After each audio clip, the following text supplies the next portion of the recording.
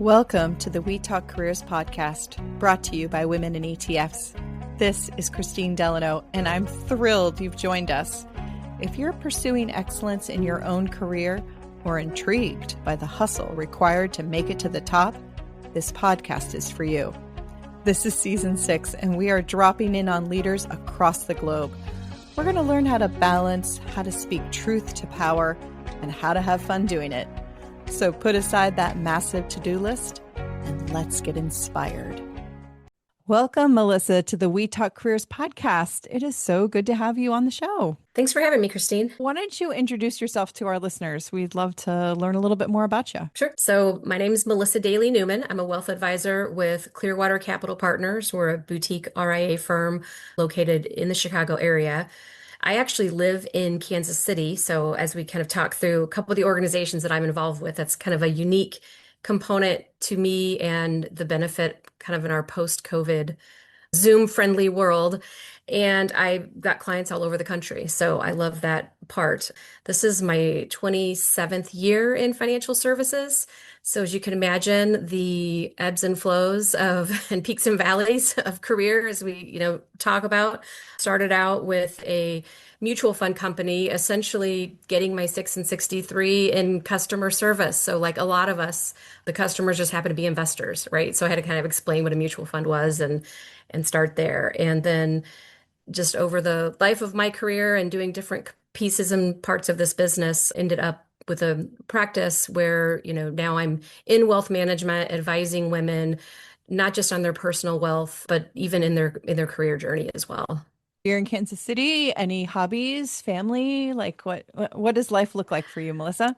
So my kids are older. My daughter's 25. She's been out in Denver. She went to culinary school, and so she's, living her best life right now. My son just graduated high school a year ago and is figuring out life too. I am here with my husband and I decided to adopt a puppy on top of everything else, because what do we do when our kids leave? We get our puppy, So that's been a crazy 2025 for me.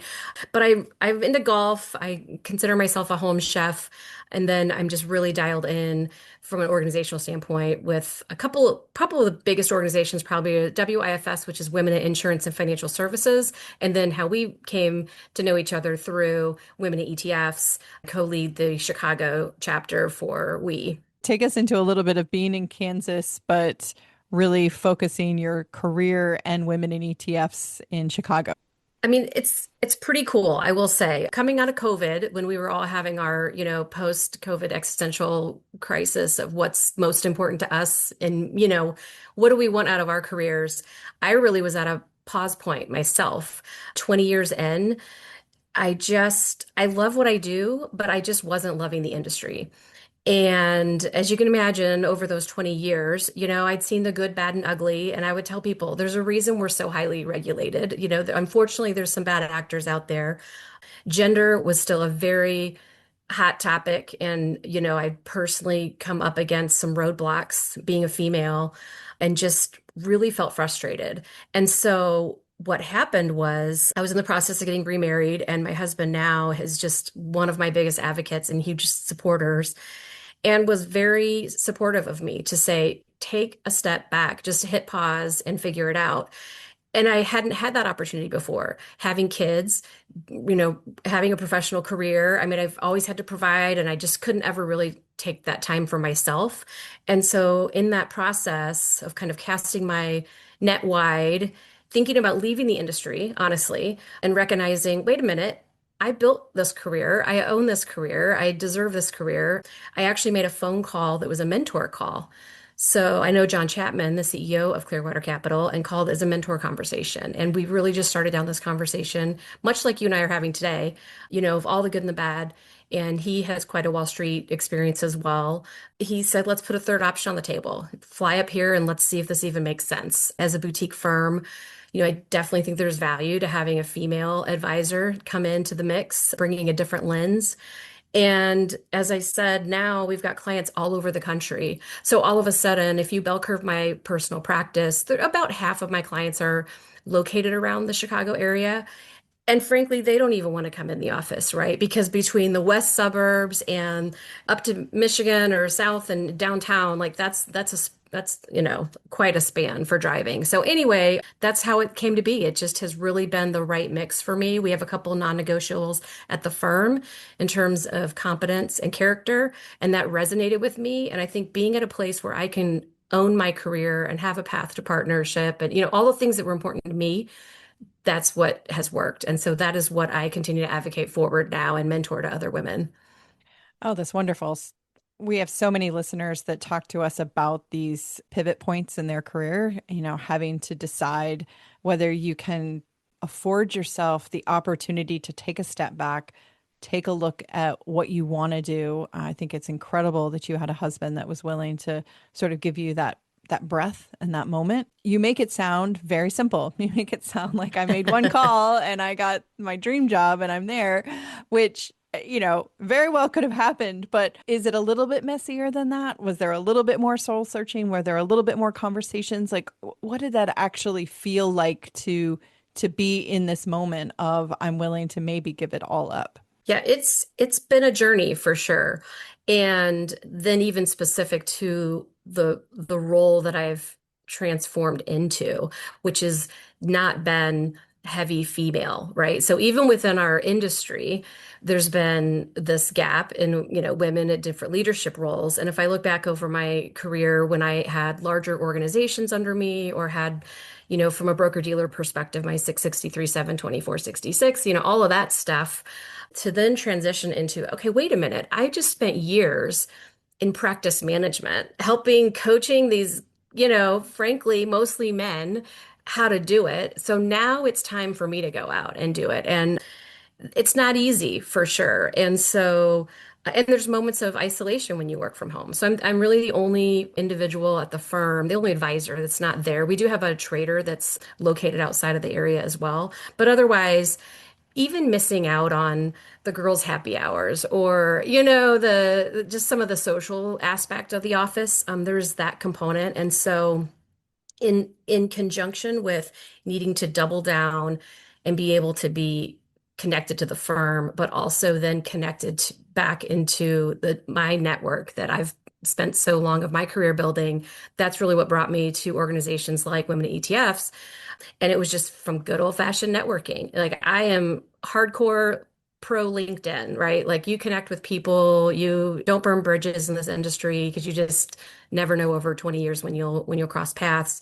And it has been extremely rewarding then to dial in at the local level. So to your point about, the distance, even our board calls are Zoom calls because anymore, not everyone's downtown, 5 days a week. So it's a little more challenging, in terms of if there's like a last minute decision to meet somebody for coffee or something, but it's something that I'm navigating, frankly, nationwide with colleagues all over the country as well. So, something I know about you is that you are an advocate for women empowerment, women finding their voice, finding success in wealth, in their careers. So, take me through a little bit of when you discovered this about yourself. Was this something, back in sort of the mutual fund days or sort of even college? Was this something that was kind of always on your mind, or did you develop your voice for other women in this industry and other women in wealth? Well, what's funny is I'll find myself looking back on moments and think, oh, yeah, that was one of those times. But in the moment, it wasn't so much, this female empowerment or I'm going to wear it on my sleeve kind of thing. So over the course of time, as these experiences continue to build on themselves. And it's everything from I worked for a very large firm and absolutely felt like many other women out there that when it came to an opportunity that I might apply for, that it would be between me and one other female, and there was room for one right at the table. And it was always about, well, do we have a seat at the table, kind of a representation? And so I wasn't necessarily fighting the fight back then, but it was small things. The first time I was a manager in the business, I had some women that were about 15 years further in their career than me that reported to me. And I can remember them come up to me. They were so interested to know what I was going to wear to work. And I thought, what? What is happening? It was the first time they had had a female manager in financial services. And they wanted to know if I was going to wear open-toed shoes because, back then it was pantyhose and closed-toed shoes. And so it's funny because when you're in your 20s and you're just kind of in it, and if you've got that grid and you're going, you don't necessarily stop and think about it. But then, absolutely, at different times, I can remember when I had a small child and worked for a manager that didn't have kids, and he was absolutely not work-life balance friendly. And I just kind of felt like, well, this was my personal battle. I didn't think of it as being, half of society's personal battle.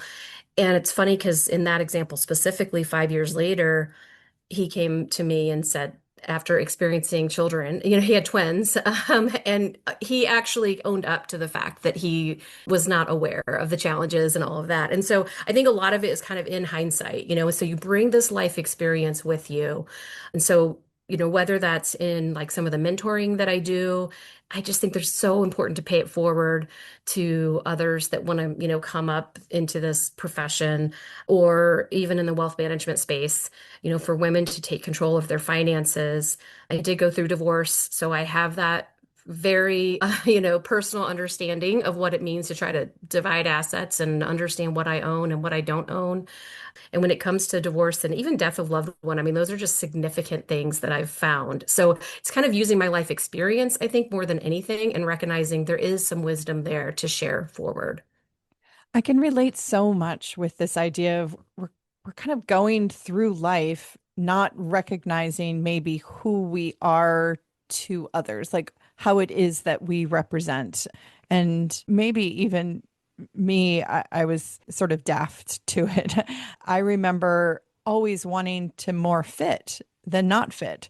So the idea that I was female was something I pressed to the side as opposed to really embraced. Because of that, I don't think it's almost embarrassing when I think about this, but when I joined Women in ETFs, we were 20 members. I got kind of a little spreadsheet, and my job was to get us to 1,000 people. And I was thinking, I don't know 1,000 women. Like, oh shoot, like how am I going to do this? And it was just those first conversations, and then the next conversations, and then the next conversations where I was like, oh my goodness, there is so much power in finding people that are in the stage of their career where we're struggling with some of the same things, where we can have conversations that cross kind of whether we're colleagues or competitors and we're sort of in it for each other. It really transformed my thinking of how important it was to represent, to use my experience in some way that may be a benefit and not just something to sort of almost be in shame about a little bit because I wasn't quite sure how I fit into the sort of larger community of so many men that I worked with. And that wasn't to say I didn't work with some fantastic men. I just didn't quite understand how I fit. So I think it's Oh, really totally. wonderful that we can sort of find each other at sort of these stages of our careers and be like, you know what, it's okay that we don't have it all figured out, but we can now be a mentor. We can now be an advocate for women that are probably feeling a lot of the same things.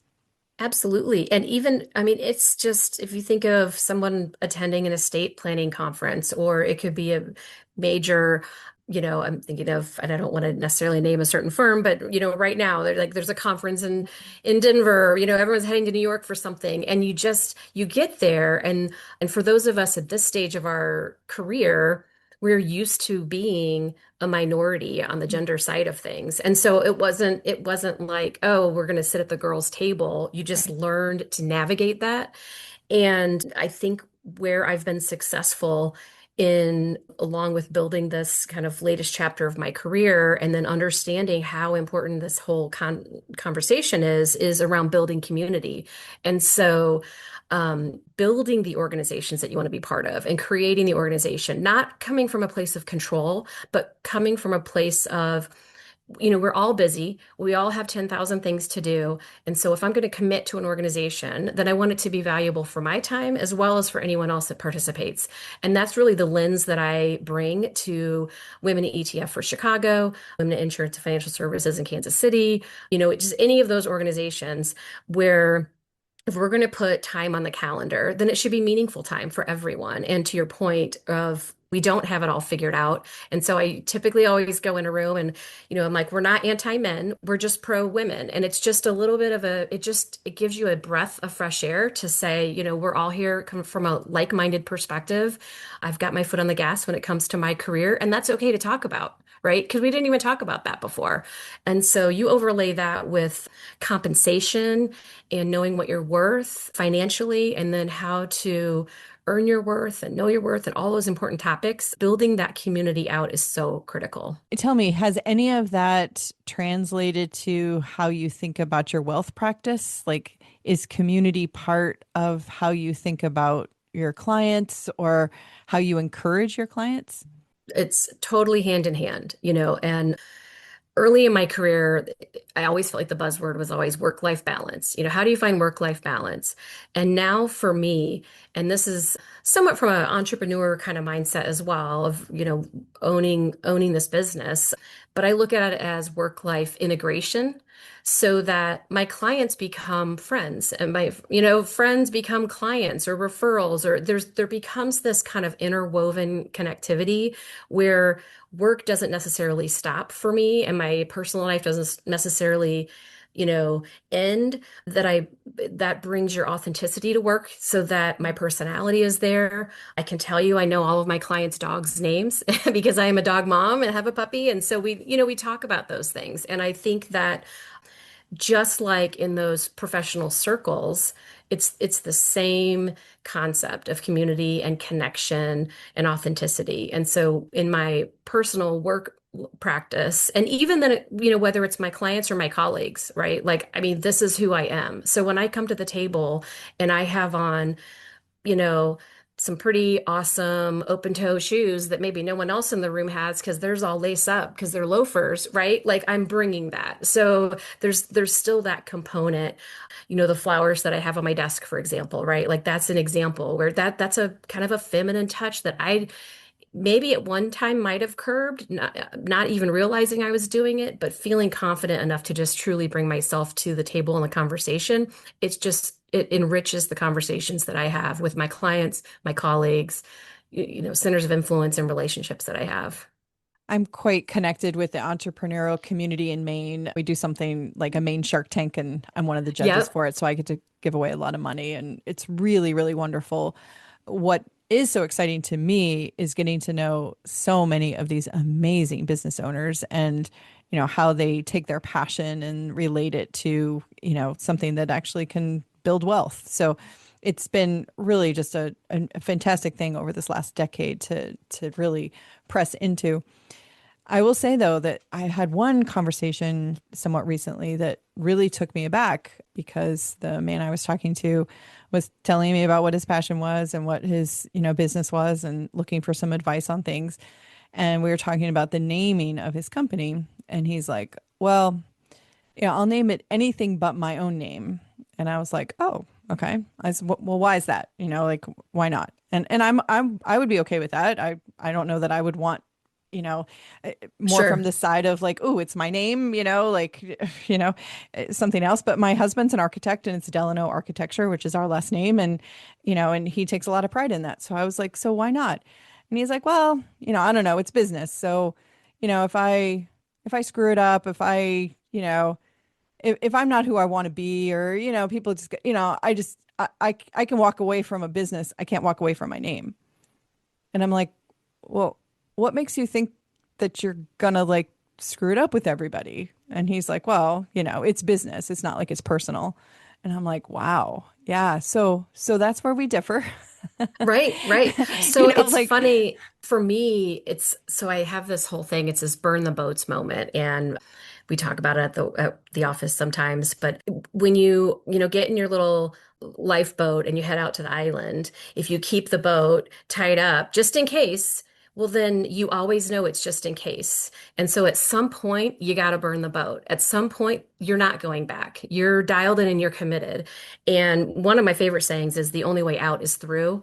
And so, I mean, I say that all the time because whether it's a bad day or a rough situation or we're in the stock market and it's, people are calling me going, what's happening? The only way out is through. We're not going back. We're not jumping off. We're going to get through this. And so there's that agency and confidence of saying, it is my name, but it is me, and this is my business, and it's the same thing. And so, whether you have your own practice or you're a leader in a large organization, I think that your teams appreciate that, and your direct reports appreciate that you are who you are, and you are bringing someone, to every meeting and to every decision, and you're invested to be there. So you're totally right. Like you're telling the story and I'm thinking, yep, that's where we differ, right? Because I'm not going to take my work hat off and put my work hat on. And just to talk about clothes again for a minute, and maybe this really is a gender thing, but I struggled with that more than anything early in my career because I would go to my closet and I'd have a section of my closet that was like my work clothes. Right. And some days I didn't want to wear the work clothes and I put them on, like, I don't feel comfortable, and I can remember later telling someone like, wait, I don't work in fast food. It's not like I have to put on the polyester shirt with the logo on it. What am I doing? But that's how it was. And so getting to this point where you're comfortable in who you are and your messaging and everything, and it's work-life integration. And so for me, that's my secret sauce, probably. Yes, and I can appreciate that so much. I think that there's probably spectrums of how much people want their life integrated with their personal, but the character that you bring to everything, the self that you bring to everything has got to be your authentic self. I think trying to like put on these personas and remembering where you are and who you're with and all of that, I think is probably something that a lot of us have gotten trapped in, right? Like, we are told, well, dress for, behave for the job that you want, so this idea of like, I need to put on something that's authentically not me in order to be seen a certain way. And instead, moving into that position, sort of claiming it as opposed to sort of putting it on, I think is to me such a distinction. I will say that the trouble that I have sometimes with work-life integration is this idea that I'm a writer. So if I don't put it away sometimes, if I don't tell the characters in my head and the thriller that I'm writing that it needs to go away and take a rest and sleep and, give myself some breath from it, I know I can get absolutely sort of taken over by whatever it is that I'm working on. I tend to really like to dig in. So I don't know if you struggle with that, if you like do have to have these moments where you're like, no, I'm going to be fully present with the people that I'm in. I'm not going to be thinking about what's happening in the markets. I'm not going to be thinking about what's happening in someone's portfolio. Yeah. I mean, it really comes down to boundaries and, it's that age-old challenge of time management because it could be true, of any situation, right? So for me, having the flexibility to know, okay, Thursday morning is my golf morning. Like I'm gonna go golf. And I mean, there was a time when I thought, oh, I shouldn't be on the golf course. I should be, at work right now or something. And yet I'm a better employee if I disengage for a short period of time and go connect somewhere else, right? Or I can be more present at home when I, allow myself kind of that boundary. So it is tricky. It's a lot easier when you have to drive to work and drive home. And, that's one of those challenges we all have with a remote work situation. But for me, it's nice too because it helps both sides of the brain. So when you have those creative moments and you're going to do your writing, in my case, a thought leadership component or some content for my Chic on Wall Street platform, it might be 2 a.m. I get inspired. And so I will wake up and go down to my office and start typing on something like that. And yet my clients know too. I mean, if it's an emergency, I'm gonna answer, right? I mean, that would be terrible if I didn't. So for me to send the message that I don't work outside of these hours, then I think also puts this barrier up like, oh, well, you're only valuable to me Mhm. during this set of time. So, and my clients will be very open with that. And they'll say, I don't want to bother you, no problem. Like, hey, I get it. You work full time because traditional kind of financial advisor book of business space, you think of like these retired people that have acquired all this wealth or something like that. And for me, I mean, I truly love helping females that are building their own wealth. And so a lot of my clients are women at all stages of their life, and not just women, they're married couples, but it's important to me that that female has a seat in the table or the conversation. And so what happens is then they work full time. So guess when they're available? After work, right? So then I need to be available after work. So I think it's important then that I understand, okay, I might make my Costco run on a Tuesday when no one else is there, which is fantastic, by the way, instead of on a Saturday, because I'm going to help, XYZ client on a Saturday when they're available. Oh, that makes sense. So, how are you helping your female clients be the best client that they can be? So, it sounds like you can really help teach people how to be a better client. Like, how does that look in terms of empowering people to take a look at their portfolio? Maybe they're taking a look at fees, they're taking a look at their goals. Like, how is it that you talk someone through not just being bystander to their own wealth? I I think I'm a huge proponent. I think it is so important for everyone to be invested in their own financial situation, just like their own career. So you've got to own that. Liken it to, getting your hair cut, for example. I mean, yeah, I could cut my bangs and I have, and then it turns out to not be so great. So getting to a point where I know my gal is a color gal and she is fantastic, or my, haircut's going to be amazing. It is worth every penny that I spend on that. Or, the dentist kind of thing, right? Like at home, I'm going to do my cleaning, but then I'm going to go see my dentist. And so very much in the financial space, I feel the same way. I mean, there's this ownership on both sides. So there's always homework for my clients, some accountability, and to make sure that, hey, are you doing the things that you need to do? And then I'm going to do the things that I need to do. And when we come together, we'll just check in. Where are we at? Are we still on track? What are you planning for? Is it a big vacation? Is it a girls' trip? Is it, retirement? And then there always has to be the education piece because, and I mean, painting with a broad brush, but older generations of women just were not involved in the finances. Maybe they wrote checks and took care of kind of paying the bills, but they weren't even on like the mortgage of the house, right? Or something like that. And so to ensure that my female clients are participating in those discussions to what extent they want to. And that's not even a gender thing because I've got traditional role reversal clients where the couples, maybe I speak to her more than him. But every time I do want to teach something more. I mean, like ETFs specifically, right? Like that didn't even exist when I started in my career, and so some of our clients don't even know what an ETF is. So just to have an understanding of why it's tax efficient or why it's cost efficient and what the value is and that sort of thing, I think is really, a place where I can educate not just to teach, but so that there's ownership from somebody really taking ownership of where they're at personally. So if you're going to talk to a younger woman who is looking to maybe get into wealth management, what kind of advice do you have for them to really get a seat at the table, to grow a client book? Like what is it that you have found success in doing? I cannot encourage women enough to look at Wall Street in any capacity, from a career perspective. For one, there's so much growth potential. And so for me, as a growth mindset, what you think your career might be today may be totally different 5 years, 10 years, 15 years from now, right? And so not that other professions wouldn't be there too, but I think the concept that as you change and grow, your career will change and grow with you. And so to me, that's exciting.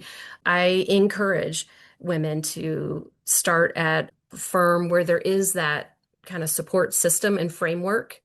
For me to be living remotely away from a firm and building a practice, I couldn't have done that if I didn't spend 20 years in organizations that invested in me in training or mentorship or, having the ability pop down the hall and ask somebody a quick question, right? Those are the things that when you're on your own, you don't necessarily have. And so thinking of, younger women coming up, I've got a mentee right now actually that is at University of Wisconsin. She wants to be an actuary. I'm like, well, I didn't even know people wanted to be that, you know? And so the concept that I can also introduce her to my network in other, insurance areas across the country and bring senior leaders to phone call with her has been so rewarding so that she can see somebody else that is, in underwriting and understands how that's a career potential. I have a mentee right now that's in fintech. And so she's kind of more of an IT kind of a space. She's the only female on her team. And so we have lots of conversation around just communication and articulating, what it is that you are, wanting to articulate. And then to kind of to go back on something that you picked up on earlier is, me kind of, I don't want to say training necessarily, but helping my clients understand how to work with me. It's the same in a professional situation. So you treat others as you want to be treated, but it also trains others to respect you. So if you are on a Teams meeting and you are feeling underrepresented, that you have the confidence to speak up for yourself or follow up in a professional way if, you don't feel like your opinion was stated. And so that's some of the conversations that I have literally with one of these mentees right now is every week she brings kind of those kinds of scenarios and we just talk through some coaching around professional development. And then for maybe your potential clients down the road, so listeners that are out there that are like, I've amassed some wealth, I've got a good job, I'm saving, I'm, maybe playing around a little bit in the markets.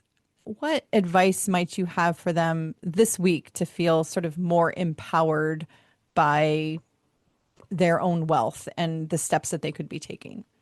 Yep. I honestly, if you haven't looked at your situation or opened a statement, just maybe because you didn't want to, open the statement, like log into your 401k.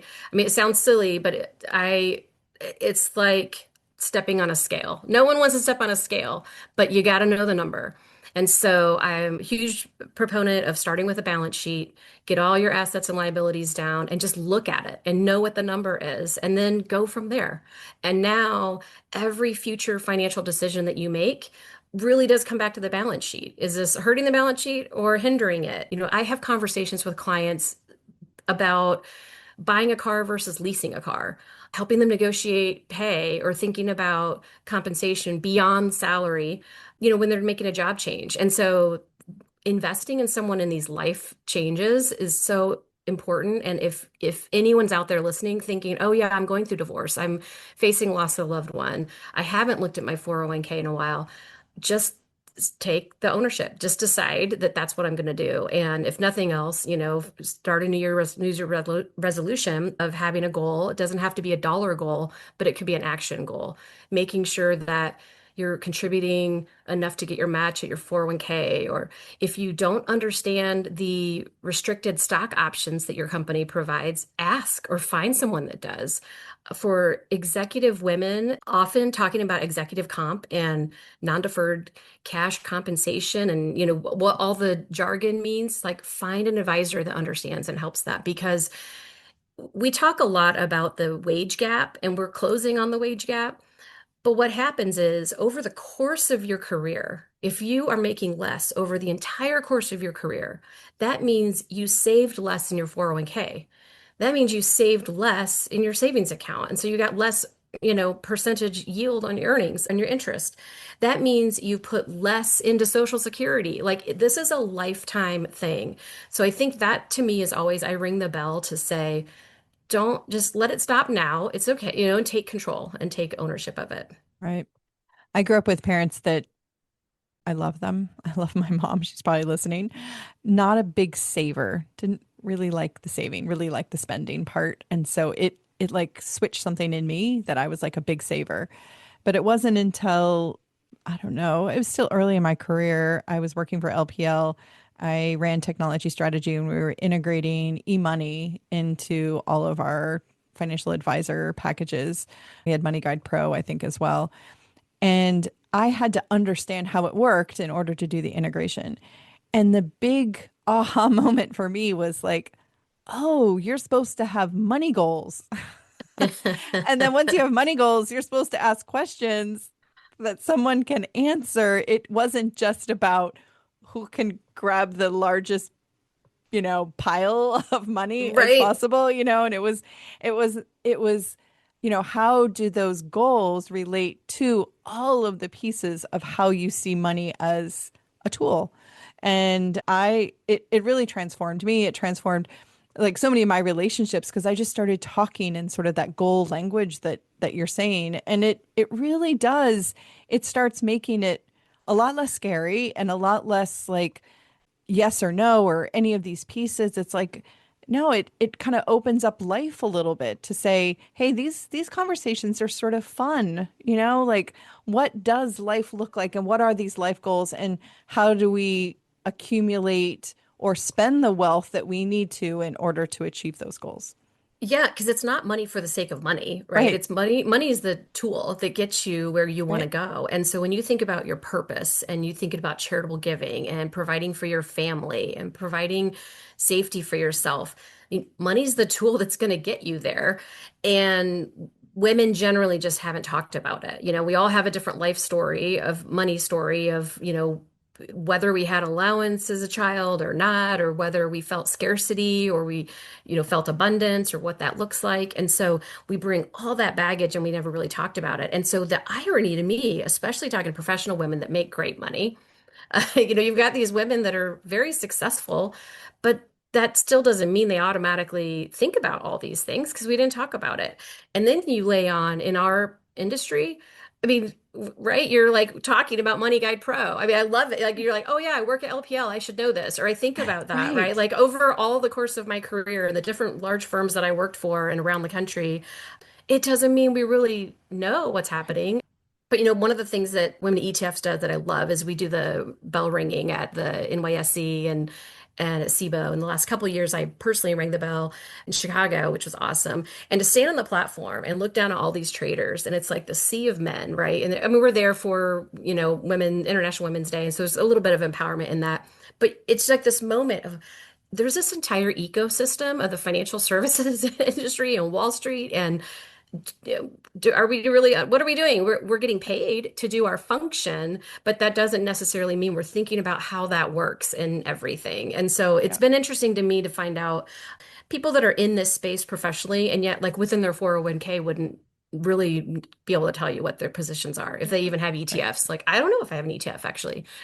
Right, right. No, it's so good. And that sort of bridges me to sort of my final question, but I will say that that was actually my passion was bringing Wall Street and the whole area of high finance to every person. And so that's why I write thrillers set on Wall Street because I just am like, it makes it extremely accessible. You get to learn about things like ETFs and you get to learn about things like security lending and things like that without having to learn about them, right? It's just they're sort of in the background, but the story itself carries it. I've got my debut coming out in January where it's an ETF portfolio manager. No one writes about ETF portfolio managers. They want to write about lawyers or doctors, but this woman is awesome and she's incredible and she's having a really bad day and we get to learn a lot about work-life integration with her husband and her teen and her job and all of that. And so I think you said it so well that sort of opening ourselves up to this really rich area of what does high finance, what is wealth, and then how does it relate back to our own situation is so important. So I am obviously a big believer of story. I think that the more we share our own stories, the more we talk in story and use fiction and nonfiction to really explore who we are, I think the better we are as people. Any book that you would like to give a recommendation out to our listeners? Anything you've read recently? Oh gosh. So I lead a couple book clubs, and it's funny. These are like the no read book clubs though. So we're always like there's no guilt, right? Everyone's so busy. I am a big proponent of an audio Buy the book. book, don't read. So if you will do your book, if you will read your book, I would love to hear your voice read your book to me. And so that's my biggest my category in general is, and then when the author reads it themselves, like Mm. there's just something to me. Okay, so I'm going to insert for you the recommendation that you go to my website, KristineDelano.com, and you can download for free the audiobook of my novella. And I wrote it so that people who are like, well, I don't know, do I like financial thrillers? I wrote it and then I hired because I couldn't figure out how to read it myself. So I hired a amazing voice actor to do the audiobook for it. But it's totally available, totally for free. And so maybe you can give it a listen I and let can't me know what wait. you think. Can't wait. Awesome. Thank you, Melissa, for sharing your insights today. It was so good to get to know you. Excellent. Well, thanks for having me. I mean, besides finding me at ccpwealth.com, my website, chiconwallstreet.com, CHIC, it's kind of where some of my financial Oh, education, good. literacy stuff is. Actually, one of the videos of me ringing the closing bells there too, so it's kind of funny.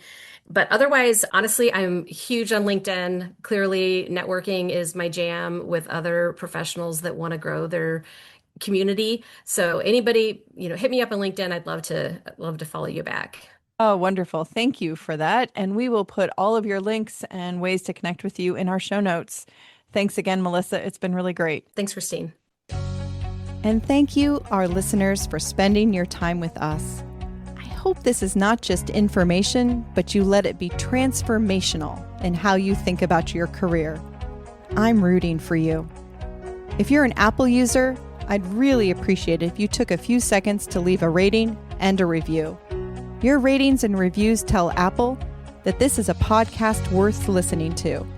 And in turn, your reviews will help We Talk Careers get in front of more listeners looking to succeed, just like you. And while you're there, go ahead and hit that follow button because there's going to be another brand new episode and you don't want to miss it. Until then, keep thriving. Thank you for listening.